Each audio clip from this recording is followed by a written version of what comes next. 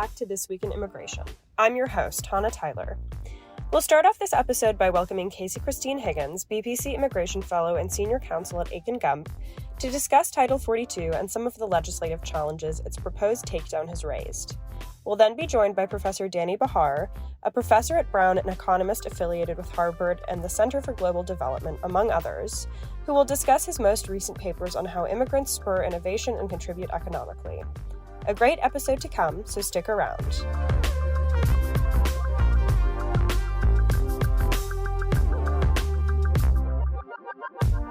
Welcome back. We're going to kick off this episode by welcoming Casey Christine Higgins to the podcast. She has more than a decade of experience serving in the U.S. House of Representatives, including the office of former Speaker of the House, Paul Ryan, as Assistant to the Speaker for Policy and Trade Council. You can follow her on Twitter at CC Higgins. Welcome back to the podcast, Casey. Thanks, Teresa. It's always great to be with you. Well, we are going to begin by walking through what has happened in the last couple of weeks on the Hill since the CDC decided on April 1st to suspend Title 42 by May 23rd. This created a bit of a kerfuffle, I will say, in the Senate that was at the time considering an extension of COVID funding, an emergency supplemental for COVID funding for the government. The end of Title 42 by the administration caused several members of Congress and both parties to express concerns about what it would mean for the border, so much so that they were calling for an amendment on the floor of the Senate to this bill that would require the administration to continue Title 42. This kerfuffle meant that the Senate was not able to finalize work on this bill before it departed for the Easter recess. And now we have seen a couple of bills being introduced that would essentially mandate that the administration continue Title 42. So, Casey, we bring you in here as our resident Capitol Hill expert. As I said, the proposed termination of Title 42 has caused a lot of controversy, and a lot of vulnerable Democrats came out opposing the takedown in the last few days, as well as Republicans. What is the dynamic on the Hill right now about the border, Casey, and how did the timing of the announcement impact things there?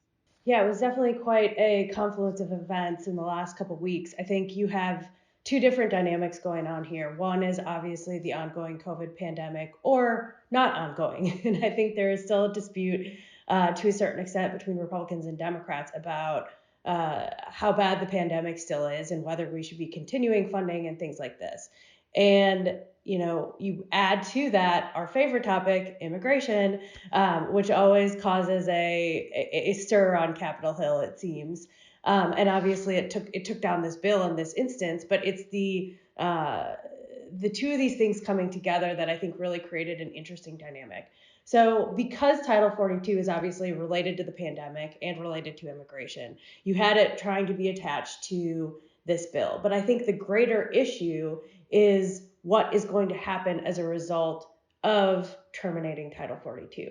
And the concern, I think, both among Republicans and Democrats who have expressed concern with this decision from the CDC is not about COVID at the end of the day. I think COVID is a piece of it only in nature of the decision. But at the end of the day, it's about what's going to happen at the border because of this decision. And I think that the calls to not terminate Title 42, to continue using it, are not related to whether or not the pandemic is continuing. It's related to what we expect to happen along the border.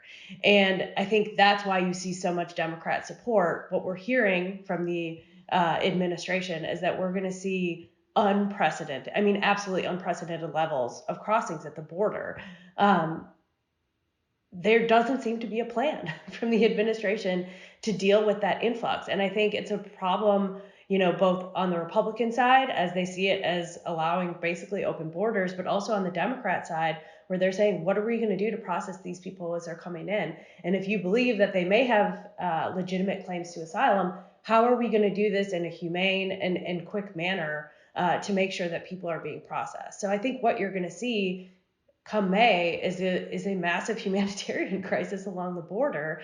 And both sides are saying, what's the plan to address this? I think it's fascinating. There's a U.S. Senate candidate in Wisconsin who had shown an Abolish ICE shirt and clearly, had come down on one side of this issue before, and then came out opposing the decision to terminate Title 42. And what he's saying is, we need a plan. So, I think that's where the ongoing dialogue is going to be. There's a bill recently introduced, a bipartisan bill, and that would at least extend Title 42 until the end of the declaration of the pandemic, right? The official health declaration. But I don't think that gets to the heart of the problem. I think it responds to this current issue in the Title 42 space. But at the end of the day, I don't think this is about Title 42. I think it's about what's going to happen along the border. Yeah. So you mentioned this candidate in Wisconsin. I mean, I have to ask this. How much of this right now is related to the upcoming election? I mean, vulnerable senators, some of whom are up for reelection on the Democratic side. Republicans have been talking about the border almost since President Biden came into office and, have said we intend to run on this. How much of this is that, and how much of this do you think really is policy concerns about what the administration is doing?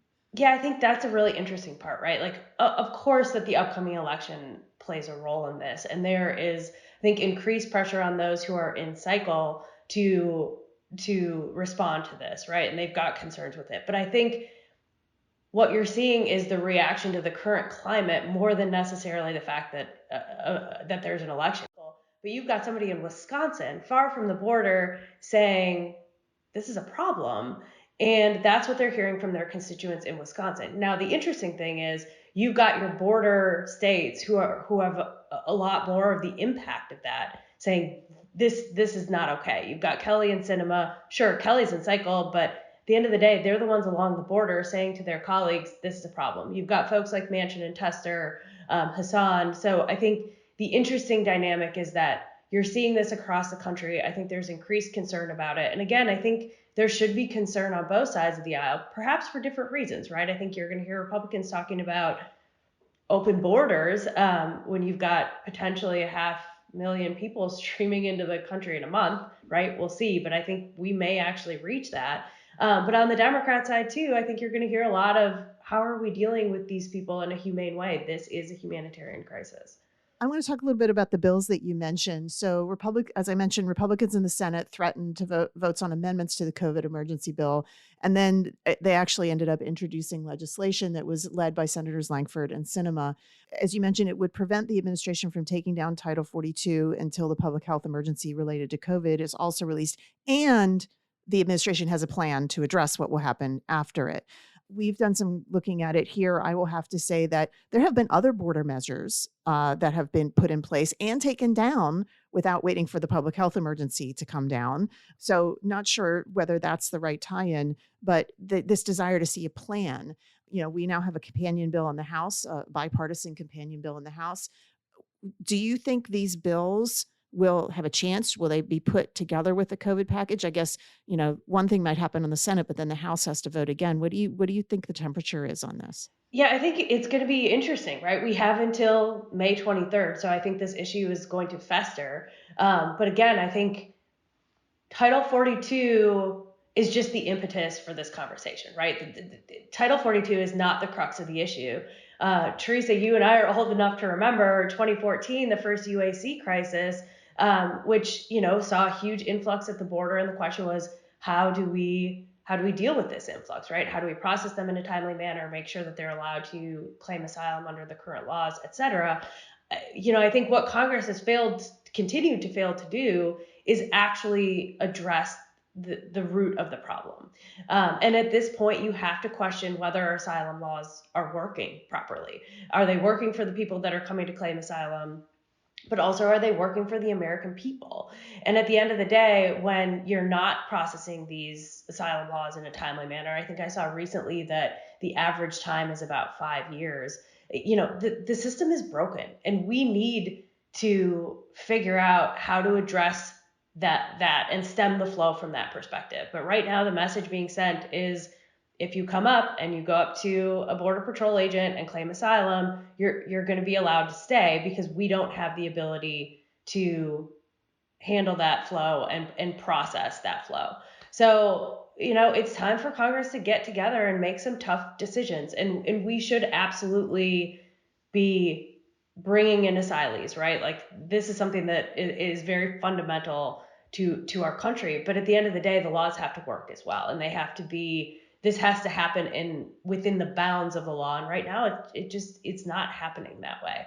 So I think, we both know that this is not going to be solved in an election year, but I think it's the timing of it is going to be interesting because there's going to be pressure on both sides of the aisle to do this. Again, not just because seemingly right now we're going to have open borders, but also because this is not a humane way, to carry out our immigration system or to process people that are coming along the border. At some point as well, and I'm really truly not trying to fearmonger on this, but at some point there's going to be a national security crisis that comes from the fact that we just have people streaming into the country. And I think, we don't want to see that happen, but it's part of why it's so important to figure out how to do this in an organized and humane way. Yeah. I mean, the administration has been saying since day one, they want to create a safe, orderly, and humane process at the border. But I think what you're saying, what we're hearing from Capitol Hill is if they have that plan, they haven't articulated it well and we haven't seen it yet. So there's a problem there. And Congress also has failed to really come together on this. And we saw the failure of the reconciliation bill that had some immigration stuff in it. There were bipartisan talks before then, and we hear lately some more chatter in the Senate, at least, about bipartisan conversations about immigration again. Senator Durbin and Senator Cornyn have kind of made noises that they want to start having conversations again. Some other Republicans in the Senate and Democrats like Senator Bennett and Senator Crapo on the agricultural stuff are saying, "Hey, we'd love to come talk." Do you see any there is and do you think, I mean, one of the things that stopped that conversation earlier was the lack of being able to talk about the border? Do you think that this could be a kernel of something that could, start that conversation anew and maybe help Congress grapple with this issue? I'm hopeful. Yes. I think, look, both sides have pointed fingers at each other. There's a reason it's been decades since we passed any kind of meaningful immigration reform, right? I mean, it is incredibly difficult. I think it's probably one of the most political sensitive issues and complicated because it cuts across so many different issue areas, as we know. What I'm hopeful for is that this crisis at the border, let's use this. Let's use this again to stop the humanitarian crisis, to solve the problem along the border, to actually make meaningful reforms that address this influx that we've continued to have, right, since again 2014 was 2014, right. yeah. I mean, so look, it's been We're almost a decade right. into this. It's been 8 years, and I think, look, we knew this recent uptick was coming, right? We saw numbers in November that were alarming because usually the numbers are dropping in November. They didn't this year. They were record high. So can we use this to say, yes, first and foremost, we need to address the situation at the border. Along with that has to obviously come some additional measures. But I think if we could do first things first, some sort of confidence building, we can do this politically, we can come together, the world doesn't have to end. I think that once we get over that first hump, we might actually be able to move on to issues like ag guest worker and high skilled and, really reforming the system. Because, by the way, I think that is border security, right? If you can make the legal immigration system work and people can come through the front door and they don't feel like they need to try to come illegally, that's going to help our overall situation. But I do fear that at this point, and it is an election year, but given how I think bad we expect this crisis to be, it's really hard to see how we can do more than just a border bill in the current environment. I think we have to start there. And I think that I think you're going to hear loud and clear from Republicans, we have to start there. Cornyn and Sinema have come together on a very basic bill. I don't believe it solves all of our problems, but it might be a good starting point. And, in the world of thinking what might get 60 votes in this current environment with a bipartisan bill like that, I believe that's something that could get 60 votes. And I would much rather see something like that with some real solutions passed as opposed to, simply a keep Title 42 in place until you have a plan and the public emergency runs out. I mean, yeah, that's a punt, right? That kind of a bill is just a say, keep the status quo, don't make any changes, but we really do need changes. I mean, I think there's been very strong arguments that Title 42 because it basically sent people back across the border with no consequences, actually resulted in higher numbers because of the recidivism. Right. Even Border Patrol admits they've seen recidivist rates that they've not seen in decades, as high as 37, 38%. So if 1/3 of your encounters are repeat customers, Right. that's a problem as well. So, something different has to happen. I think we all kind of agree with that. Casey, thank you so much for joining us today and helping us sort out what's the latest on Capitol Hill. We will be sure to have you back. And I can join you in the hope that we can start something bipartisan. My hope has always been I want to make immigration boring again, because when it's boring, it's a lot easier to actually have discussions and pass things. So hopefully we can get back there. Thanks so much for joining us. Thank you, Teresa. It's great to be with you as always, talking about our favorite topic, immigration. Our favorite topic. Take care. Thank you.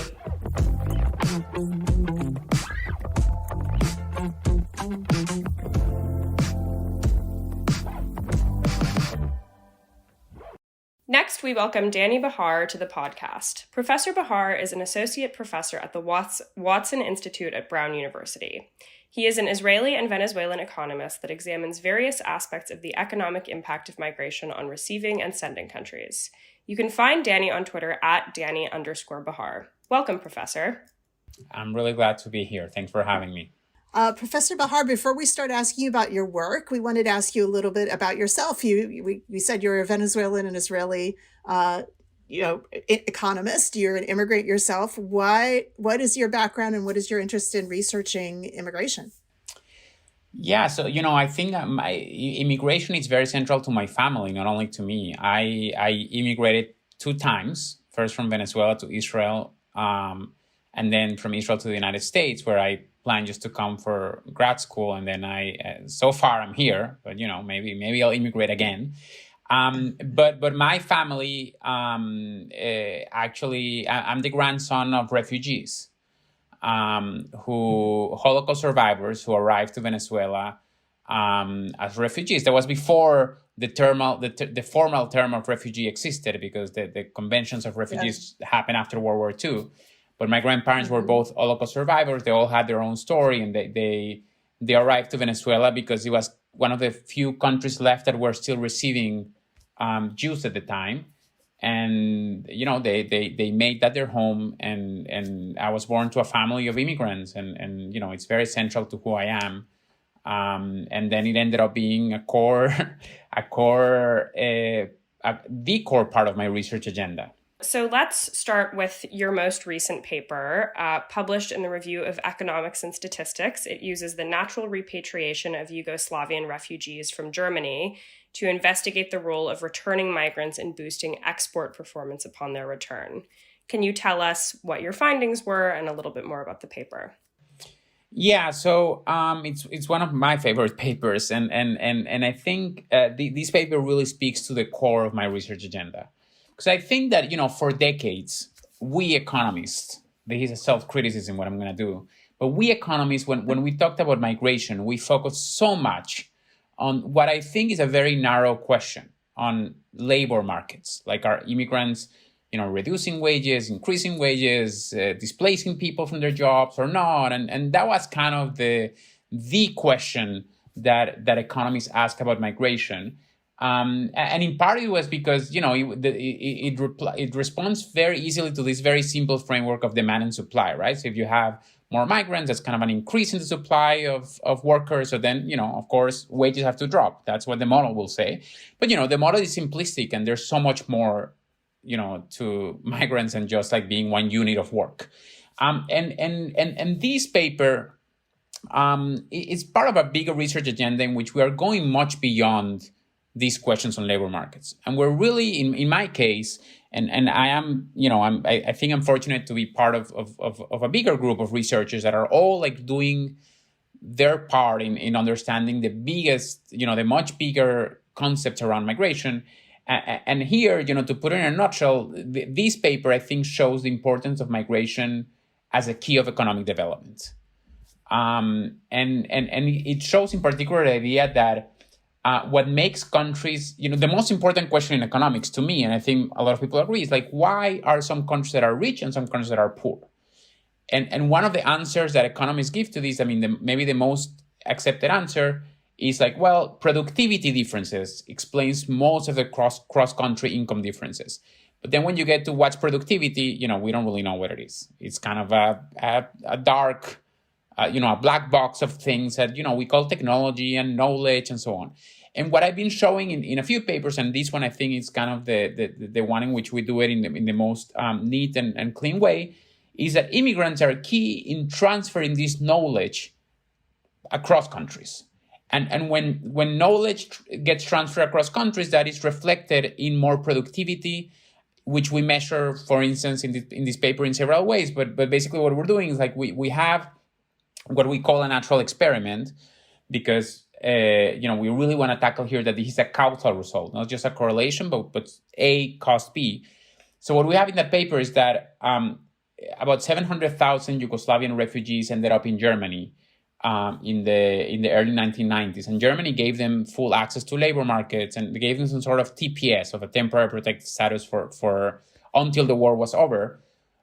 The migrants, the refugees in Germany, they completely integrated into the German labor force. They went and worked in different industries, and some went to work in cars, and some went to work in textiles, and some went to work in services, and so on. And what we see is that when the war ends, the Balkan wars in the 1990s, that the war that basically resulted in the dissolution of Yugoslavia, there was a repatriation effort. So most of them actually went back to their home countries, either Bosnia or Croatia or Serbia.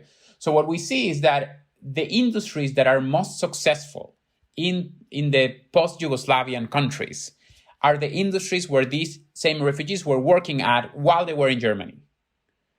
And what we use a bunch of different methods to also find that this is very likely because of they transfer know-how and technologies and best practices back home, because most of the effect we find is driven by people who are more apt to transfer this know-how, like managers or people who were very good at their jobs and their wages went up a lot. People who are doing analytical tasks instead of manual tasks, right? So this is kind of at the core of this idea that, and we can talk about the policy implications, but it's at the core of this idea that migrants move themselves.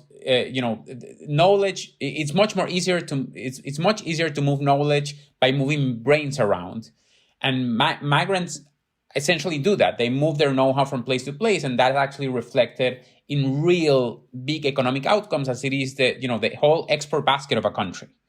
And that's in essence the big message behind the paper.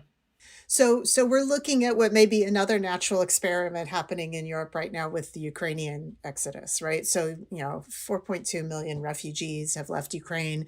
Most of them are still in countries in Europe. Europe has, again, granted a temporary status that would allow them to live and work in the United States, or so live and work in Europe. Do you expect to see a similar kind of knowledge transfer? I mean, obviously, many of the Ukrainians were knowledge workers in Ukraine or business owners or other, all over the economy. How do you see that potential effort, either for the countries that are receiving them now or when and if they are able to go back to Ukraine? I love that question because for many reasons, and I think that if we take what we learned from that paper, one of the things we learn is that the Ukrainian refugees will be key for the reconstruction of Ukraine down the road. Ukraine has been, it's very sad to see the pictures, with the Russian invasion. There's a lot of damage, and, cities are going to have to be rebuilt from scratch. And the economy, of course, is suffering a great deal. And I think that refugees who are now, fleeing and being persecuted and in many cases vulnerable, a few years down the road, they're actually going to be the key to the reconstruction of their country. And for that to happen, though, that's kind of conditional on whether the right policies are put in place. And some of them, we learn in this paper we're just talking about, because, labor market integration is crucial. And right now we're at this phase, I think, where, there's a lot of sympathy towards the refugees. Hopefully this outlasts the news cycle. We've seen in other cases that after a certain period, after a little bit of time, so when countries start kind of designing the policies on how to deal with these refugees, they sometimes put hurdles in their ability to integrate in the labor markets. They even contain them to some geographic area. And those policies are wrong, are wrong for many reasons, are not good for the receiving country either, because you want these people to work and reach their full potential. But in the context of rebuilding Ukraine, if the world and the West and the world in general is really serious about helping Ukraine, the best thing that they can do for these refugees is to open their arms and let them integrate as much as possible, because whatever they learn and whatever they contribute while they're abroad is going to be crucial to the reconstruction of Ukraine, regardless of whether they go back or not. You touched on it a little bit in this last answer, but could you delve a little bit deeper into sort of the policy implications of this paper? So sort of lessons to be learned and best practices to be taken away, and how these findings might be applicable to the current day. Yeah, every time I present this paper, the natural experiment is such that, people arrive, and then after a few months, after a few years, they're repatriated. So people say, oh, so is the policy implication that we have to kick out the immigrants? No, that's not it. The policy implication is what we were just talking about, that, the importance of giving full access to labor markets to immigrants. First and foremost, because it is really a win-win-win situation. It's a win for the immigrants themselves, who of course can, try and reach their full potential in the professions that they're good at, in the industries that they have experience in, or in the industries that they want to develop their skills in. It's a win for the receiving country, because you want a labor force that where people can work in the firms or in the industries where they can when they can be as productive as they can. And when you put barriers to where they can work, that you are essentially limiting certain people to achieve their full potential.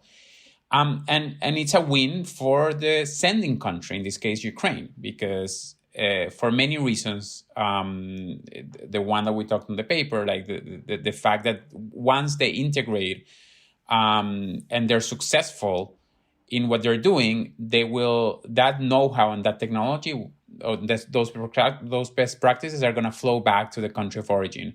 And it's going to be reflected in more productivity, structural transformation, in the sense of like new industries will arise.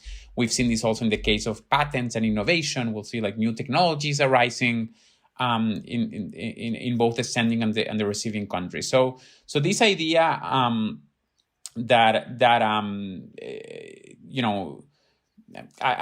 do think that globalization, in a sense, it's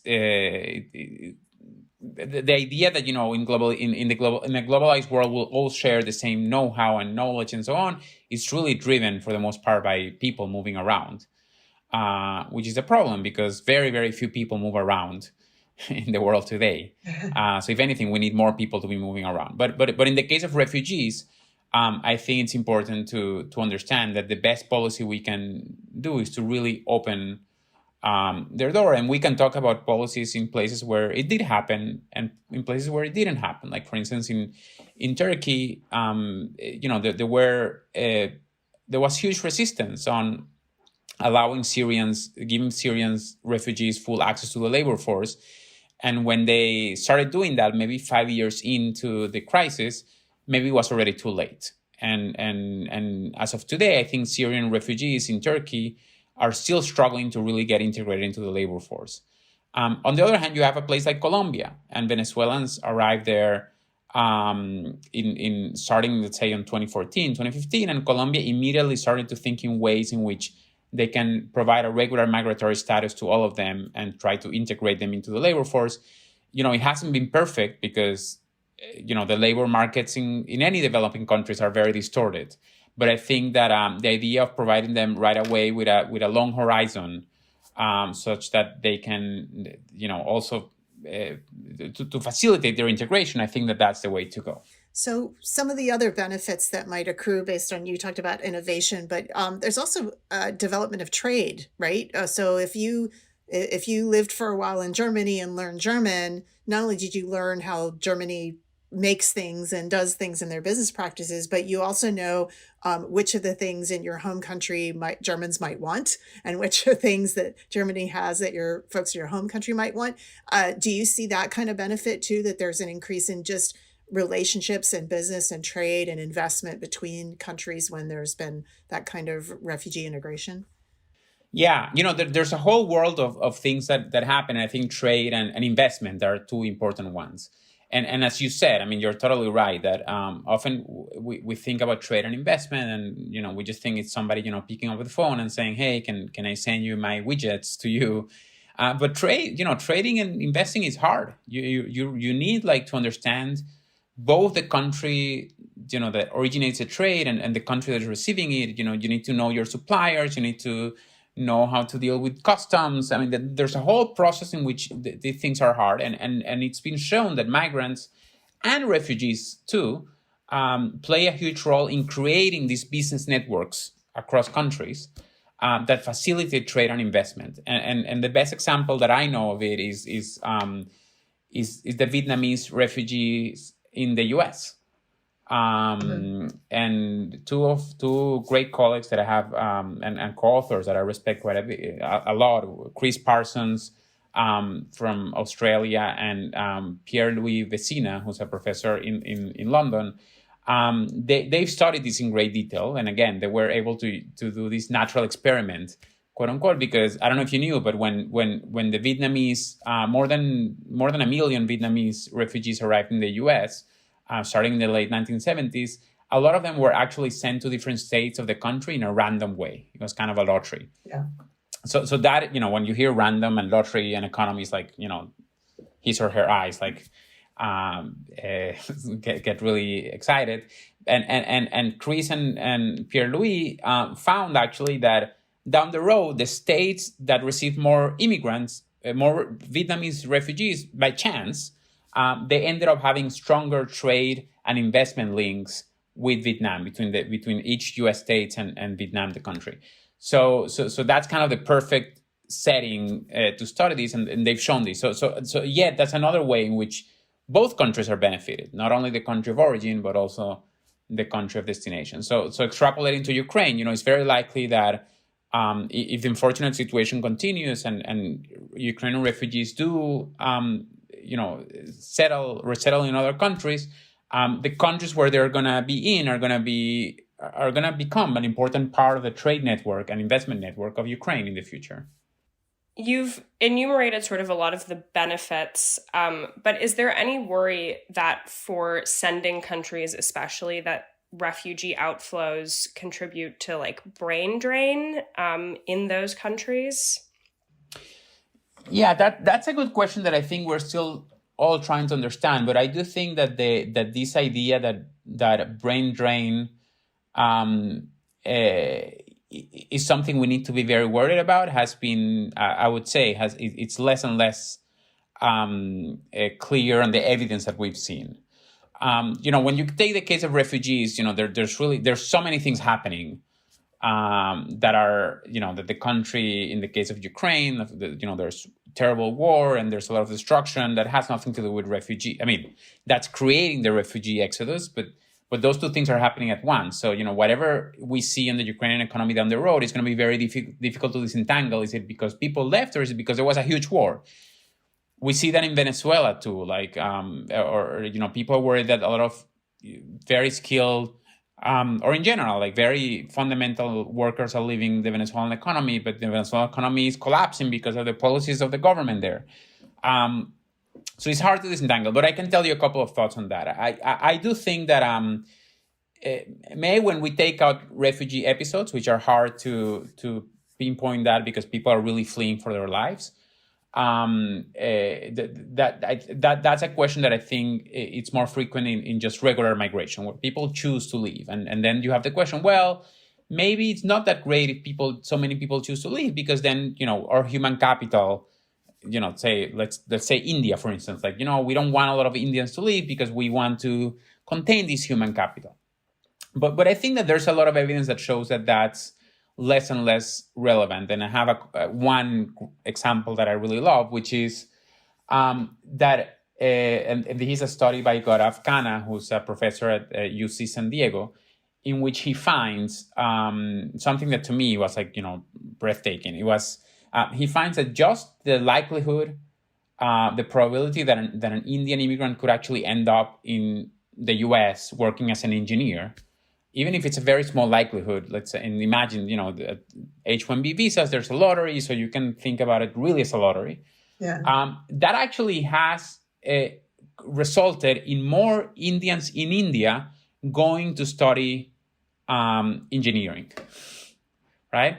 And you see a similar pattern of nurses in the Philippines, and that's another paper by two other colleagues, right? So the potential to immigrate even creates much more accumulation of human capital in the sending country.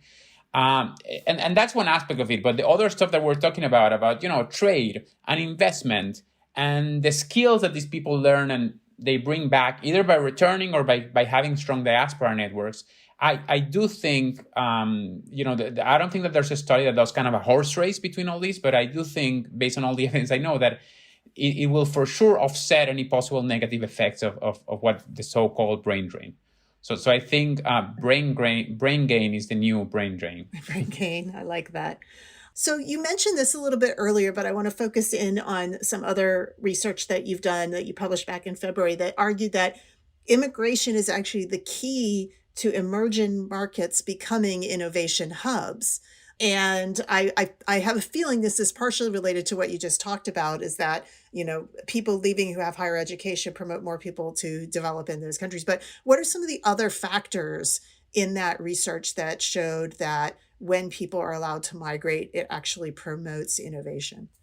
Yeah, so kind of in the same line of what we were talking before on how to trace the know-how and that immigrants move from place to place. I've also looked with some co-authors on innovation per se, because innovation, it's kind of very well measured to some extent, and we economists are very obsessed with measuring, because you have the patent system that it's kind of international, and a lot of people from different countries would patent in the U.S. patent office, and we know the inventors, where they live, and if they move from one place to another, we can follow them across time and space and so on. So then the question that emerged to us is, what really happens when inventors move around, and do we end up seeing more patenting, and what kind of patenting, and how it works, and of course here again, the correlation versus causation thing comes into play, because people move for a bunch of different reasons. So we to tackle that, we were really gathered like dozens of migration reforms that happen in about 15 countries, and we really looked at what happens when these migration reforms occur. Some of them will boost migration or will make it easier to migrate. Some of them will make it harder. So there are the positive and the negative ones. And what we see is that when positive migration reforms happen, multinationals tend to, receive more inventors coming from abroad, and then they end up like patenting more. The opposite will happen with negative reforms. There's some called like the missing immigrant inventors that don't come because of that reform. Mm-hmm. They end up patenting less.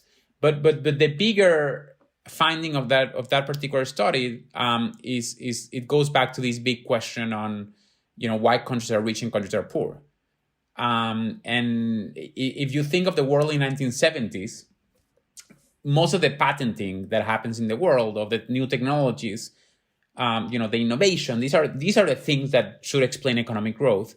Most of the innovations in the world were localized to the US, Japan, and Europe, right?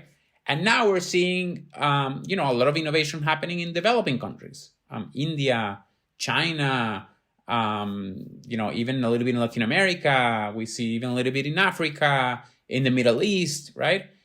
So based on the fact that we know that inventors are moving around a lot, we ask this question, like how much of this,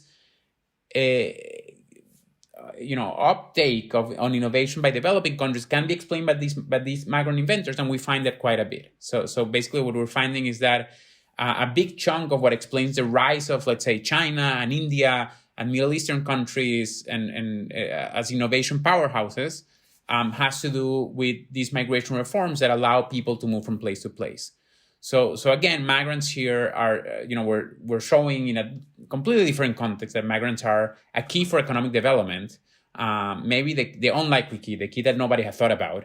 And by being able to move their brains around, and our brains like do a lot of good things in the world if we're allowed to use them in a place that we can add the most. Yeah. So I was interested in that particular study. You didn't include the United States among the countries you studied in that study? Right. So we are. So the United States is not there, but it is in the next version. So we're still working on the study. Our results remain the same. But yeah, we are trying to add as many countries as we can from from the countries that we're studying the reforms. I'm very interested in that because obviously we have some legislation that's being negotiated right now on Capitol Hill that's supposed to bring back innovation to the United States. That's a big push, sort of the competitiveness issue. And there are a few immigration provisions in at least the House bill that would open up some green cards for some people. So you might have a natural experiment to look to if that legislation passes in the US.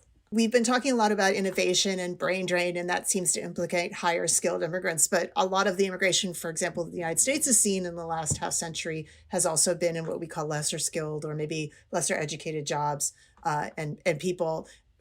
That seems to be where a lot of the conversation that you started out saying, about labor displacement and wages and working conditions focuses. Do you see another way to look at that type of migration as well? Yeah, I was. Thank you for that question. I was the other day talking in the media and about the Ukrainian refugees, and the producer was asking me, well, can you tell us about the years of education that they have? And I kind of did a little bit of research about it, and then on the air when they were asking me about it, I kind of explored it from within, and I said, you don't need to be a nuclear scientist to contribute to an economy. Why do we have so high standards for refugees? That they only need to be doctors and engineers to be able to say, we only willing to welcome them when they're doctors and engineers. And that doesn't make any sense. So and we have plenty of evidence on that. And I think, the United States has been doing pretty well with a lot of immigration from different places. I think, the pandemic that we went through or we're going through, who knows, for the past 2 years has been a big. I think it has provided to all of us a big understanding of the importance of fundamental workers in our economy, and it has particularly provided a good understanding of complementarity. That essentially that means that an engineer cannot be an engineer without the taxi driver or the cook or the person who's cleaning or all this army of people that surrounds all of us in whichever profession we are. And the thought that we can only have an economy of engineers and doctors is just wrong. And I do think that it also comes from these decades of labor economists thinking about migration, when we think about labor as a unit of one person, and there's another unit of one person, and these two persons are the same. No two people are the same, and immigrants, if anything, are much more different. They bring different experiences, different skills. So we do see these, not just to make a claim out of, this is not just me speaking out of my gut. I think that there is actually good evidence on how these fundamental workers are good for the economy. There's the work by Giovanni Perri, who's a professor in UC Davis, who has shown not only consistent with a bunch of dozens of studies that show that there's no lowering of wages and no displacement of local workers when immigrants come, but actually he finds with his co-authors that there's an increase in wages for locals. And he actually did this in Denmark using 2 decades of data with several refugee crises of people. And I believe, 40% of them, only 40% of them had a high school degree or more. What he finds actually is that when these refugees, in the case of Denmark, arrive, you see locals experiencing what we call occupational upgrading. Locals tend to move to better positions because they're able to do things that maybe they have an advantage on, such as speaking the local language. So if you think of a restaurant, once you have people that are maybe more willing to take the jobs in the back of the kitchen, so then the local can become the host of the restaurant or the hostess of the restaurant, right? And you see these kind of, with a bunch of occupations and a bunch of years and so on. So that makes a lot of sense if you think of an economy, which is the right way of thinking of an economy, in which people are complementary to each other and not substitutes, because that's, when we're all complementary to each other, the more of us that are here, our productivity or collective productivity goes up. And that's kind of the phenomenon that we see with migration, not only of doctors and engineers, but also fundamental workers. One more thing I want to say about that. If you look at the US, and you go right now, just, drop everything you're doing, go right now to the BLS website, the Bureau of Labor Statistics, you will see that the occupations that are going to grow the most in the next 10 years are not only the doctors and the engineers and the nuclear scientists and the, software engineers, or machine learning experts. You're also going to see occupations such as cab drivers, taxi drivers, and health aides and cooks, right? And this, goes back to the same idea. We're all complementary to each other. So if the U.S. is having a huge shortage right now of fundamental workers. So if there's a time to really, open our doors, or the doors of the country, to more immigrants to fill this position, it has to be now. It would really, give all of us a good. It will be really beneficial to all of us to have more workers in the economy, and we have a huge line of people who just want to come here and work. So that's a greatest example of how fundamental workers can actually be good to everybody in the economy. Is that sort of part of the idea? You published a paper on how immigration can be an engine for reviving the middle class in mid-sized cities. Is that sort of part of the idea of how immigrants allow America's mid-sized cities to sustain their economic growth? Yeah, exactly. So I think that part of the shortages that we're seeing right now are happening after a period in which immigration to the U.S. was in decline, for the most part, I want to say, due to the policies of the previous administration, but also because of the pandemic, et cetera.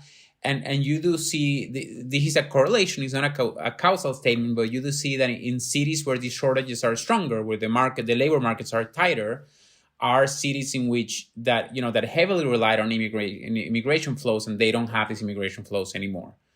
For when you think about, this is a question about development too, right? I mean, even though the U.S. is a developed country, but it's a big question about economic strategy in the medium to long run. If you really want to deal with this labor market tightness, it does make sense to put on the table like immigration policy, and that's kind of what we showed in that blog post with Greg Wright, my colleague who's now at Brookings. And we're really working together on a project that is really going to put a lot of these ideas on the table with very precise policy recommendations over the next few months. So I think it's very interesting. We started out talking about the developmental benefits for countries of migrants that may leave and migration and for innovation of migrants coming in. And now we're talking about development of particular locations in the United States, maybe cities that are losing population or in economic decline, and how immigration might be helping them. So it goes from the global scale to the local scale. And, hopefully people can take away from that.